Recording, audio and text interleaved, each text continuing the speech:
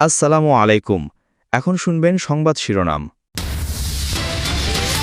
শেখ হাসিনার মামলার রায় ঘিরে চোরাগুপ্তা হামলা ও অগ্নিসংযোগ ছড়াচ্ছে আতঙ্ক, বিপুল অর্থ আর অস্ত্রের ব্যবহারে দীর্ঘমেয়াদী সহিংসতার শঙ্কা বিশ্লেষকদের। রাজধানীর জেনেভা ক্যাম্পে ককটেল ফ্যাক্টরির সন্ধান, বিপুল পরিমাণ বিস্ফোরক ও বিস্ফোরক তৈরির সরঞ্জাম জব্দ, আটক হয়নি কেউ। রংপুরে ব্যবসায়ী আশরাফুল হত্যার মূল আসামি জোরেজুল ও তার বান্ধবী কুমিল্লায় গ্রেফতার, বেশ কিছু আলামত জব্দ, পরকীয়ার জের বলছে ডিবি। নোয়াখালীতে খাস জমিতে হাট বাজারের ইজারা দিলেও নির্ধারণ করা হচ্ছে না টোল, ইচ্ছে মতো টোল আদায় করছে ইজারাদাররা, প্রতিবাদ করলেই মারধর, গাড়ি ভাঙচুর। মেট্রো রেল পরিচালনায় সার্বক্ষণিক মনিটরিং ও রক্ষণাবেক্ষণ জরুরি বলছেন চীনা বিশ্লেষকরা, দক্ষ জনবলের পাশাপাশি কাটিং এজ প্রযুক্তি ব্যবহারের তাগিদ। ঢাকায় বিনোদনের তালিকায় নতুন অভিজ্ঞতা দিয়াবাড়ির ওয়াটার ডার্বিং, পানির উপর হাঁটা ও দৌড়াদৌড়ির রোমাঞ্চকর এক অনুভূতিতে মুগ্ধতা। আসসালামু আলাইকুম। এতক্ষণ দেখছিলেন সংবাদ শিরোনাম, এখন দেখবেন বিস্তারিত। আন্তর্জাতিক অপরাধ ট্রাইব্যুনালে বিচারাধীন নেতাদের রায় এবং আসন্ন নির্বাচন ঘিরে দেশে অস্থিরতা তৈরির চেষ্টা থাকবে কার্যকর নিষিদ্ধ থাকা আওয়ামী লীগ। সামনে সরকারের অনেক কাজের মধ্যে তাদের প্রতিহত করাই হবে প্রধান চ্যালেঞ্জ, এমন মত বিশ্লেষকদের। তারা বলছেন, ট্রাইব্যুনালের বিচার ও রায় ঘিরে চুপ থাকবে না দলটি, একের পর এক কর্মসূচি নিয়ে নামতে পারে মাঠে, যেখানে ব্যবহার হতে পারে কর্মীদের হাতে থাকা বিপুল অর্থ এবং অস্ত্র। জুলাই আগস্টে সংঘটিত মানবতাবিরোধী অপরাধের মামলার আসামি ক্ষমতাচ্যুত প্রধানমন্ত্রী শেখ হাসিনা, তিনি সহ 3 আসামির রায়ের দিন আগামী 17 নভেম্বর ধার্য করেছে আন্তর্জাতিক অপরাধ ট্রাইব্যুনাল। গঠিত হওয়ার পর এটিই হবে ট্রাইব্যুনালের প্রথম রায়। 5 আগস্ট ক্ষমতাচ্যুতির পর থেকেই ঝটিকা মিছিলের চেষ্টায় ছিল কার্যক্রম নিষিদ্ধ থাকা আওয়ামী লীগ ও তার সহযোগী সংগঠনের নেতাকর্মীরা। শেখ হাসিনার রায় ঘিরে প্রথমবারের মতো প্রকাশ্য ঘোষণা আসে লকডাউন কর্মসূচির। শুরু হয় চোরাগুপ্তা ককটেল হামলা আর আগুন দেয়ার ঘটনা। বিশ্লেষকরা বলছেন, সামনের দিনগুলোয় দলটির এমন কর্মসূচি আরও বাড়বে। কর্মসূচি সফল করতে ব্যবহার হতে পারে বিপুল অর্থ। সামনের দিনে ওরা নানা ধরনের এই ধরনের রাজনৈতিক কর্মসূচি আসবে, মাঠে আগুন থাকবে, বাস পোড়ানো থাকবে, গোলাগুলি থাকবে, জনগণ ঘরে থাকবে, জনগণের জীবনযাত্রা ব্যাঘাত ঘটবে। এই সংস্কৃতি আমাদের কপালের লিখন হয়ে থাকলো। তাদের হাতে অর্থ আছে, তাদের কাছে নানা রকমের অস্ত্রও আছে, তাদের 8,000-এর বেশি নেতাকর্মীদের কাছে তাদের বৈধ অস্ত্রের আছে, তো সেইগুলো তো কোনো রকমের ব্যবহার যে হবে না এরকম কিন্তু না। বিশ্লেষকরা বলছেন, 1996 এবং 2006 সালেও দলটির এমন কর্মসূচি দেখা গেছে। এবারও সেই পথে হাঁটছে নৌকার নেতাকর্মীরা। এই পরিস্থিতি মোকাবেলার দায়িত্ব সরকারের। রাজপথে পিটিয়ে মানুষ হত্যার ঘটনা আমরা এগুলো অনেক দেখেছি আমরা।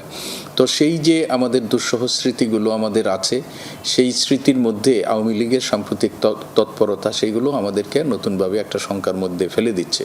মোহাম্মদপুরের জেনেভা ক্যাম্পে ককটেল কারখানার সন্ধান পেয়েছে পুলিশ।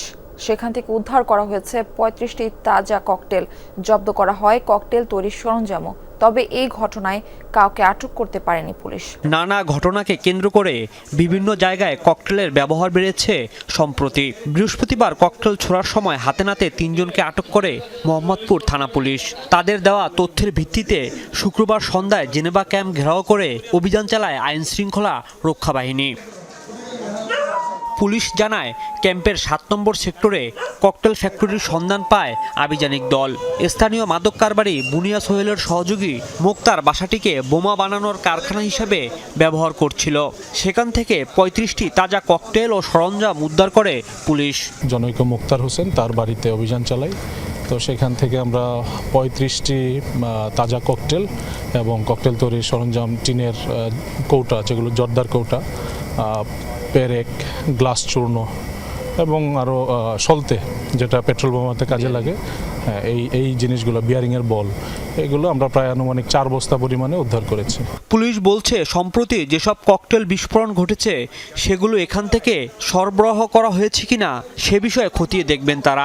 জাতীয় ঈদগাহ ময়দানের সামনে থেকে 2 ড্রাম ভর্তি 26 টুকরা মরদেহ উদ্ধারের ঘটনায় মূল আসামি জরেজুল ইসলাম ও তার প্রেমিকা শামীমাকে গ্রেপ্তার করা হয়েছে। শুক্রবার রাতে গোয়েন্দা পুলিশ ও র্যাব 3-এর পক্ষ থেকে তথ্য জানানো হয়। ডিবি জানায়, রংপুরের ব্যবসায়ী আশরাফুলকে হত্যার ঘটনায় তার ঘনিষ্ঠ বন্ধু জরেজুল ইসলামকে কুমিল্লার দাউদকান্দি থেকে গ্রেফতার করা হয়েছে। পরকীয়ার কারণে এই হত্যাকাণ্ড বলে প্রাথমিকভাবে জানিয়েছে ডিবি।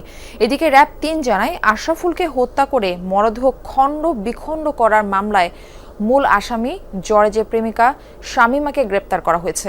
এ সময় গুরুত্বপূর্ণ আলামত জব্দ করা হয়। এ যেন প্রশাসনের ছত্রছায়ায় চাঁদাবাজি।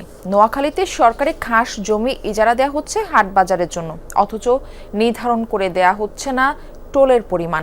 এই সুযোগে যানবাহন থেকে ইচ্ছে মতন টোল আদায় করছে ইজারাদাররা।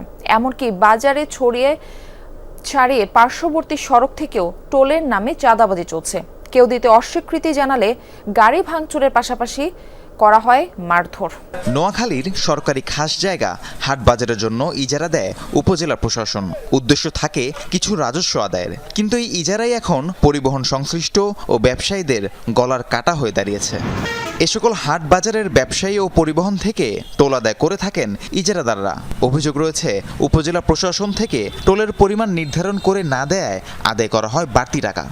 মেট্রো রেল পরিচালনায় সার্বক্ষণিক মনিটরিং ও নিয়মিত রক্ষণাবেক্ষণ সবচেয়ে জরুরি বলে মনে করেন চীনা বিশেষজ্ঞরা।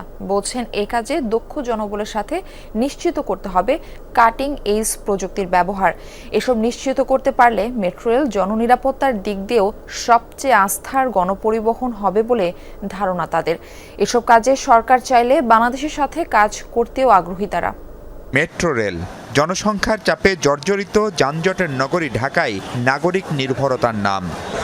তবে গেল অক্টোবরের শেষ সপ্তাহে ফার্মগেটে বেয়ারিং খুলে পড়ে একজনের মৃত্যু ভাবিয়ে তোলে নগরবাসীকে। দীর্ঘদিন মেট্রো রেল নিয়ে কাজ করছে চীনের Guangzhou metro design and research institute company limited. সংস্থাটির আন্তর্জাতিক শাখার প্রকৌশলীরা বলছিলেন, মেট্রো লাইন তৈরির পর সেটির সার্বক্ষণিক দেখভাল অপরিহার্য।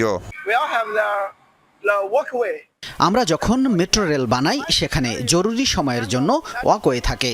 ধরেন আগুন লাগলো বা ইলেকট্রিক কোনো দুর্ঘটনা ঘটল, তখন যাত্রীরা যেন দ্রুত নিরাপদে বের হতে পারে।